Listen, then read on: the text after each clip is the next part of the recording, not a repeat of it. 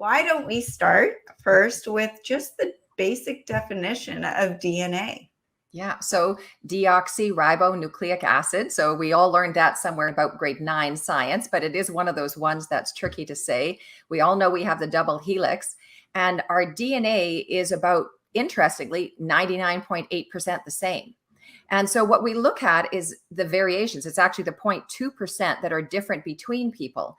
And that gives us a wonderful way to study and research what these individual genes are doing. And we focus on preventative health. So the genes related to something you can do something about.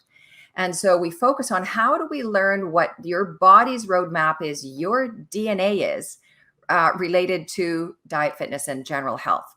And so part of that is because while DNA is your roadmap, what affects it is epigenetics. It impacts how your DNA expresses itself.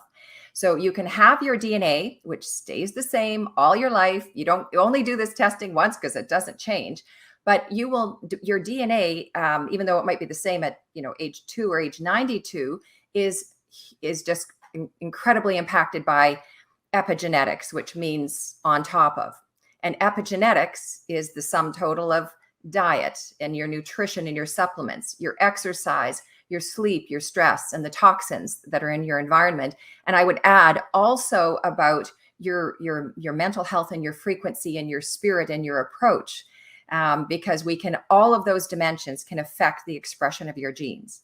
And so what we're trying to do with this DNA testing is say, how about getting a picture of the roadmap of your DNA? Because where it's weak is where you're more likely to have health issues over time. Your body wants to move into that. It moves in the direction of where it's got some of those weaknesses. And what you want to do is when you learn this, you kind of learn 5 or 10 things that you can do to avoid that. So it's kind of like you've got a roadmap, you're in your car, you're driving along. And if you know where the potholes are, you're not going to drive straight into them. So if you know that certain vitamins are your issue, then that's something you should be focused on. If you learn that carbs or fats are not your friend, then that's your unique body. You want to be operating according to that. So that's what the beauty of this is that it, instead of having to figure it out in a very complicated way over time, this is kind of the first foundational piece of information you can have that gives you the ballpark of what your body is going to be dealing with from a genetic perspective.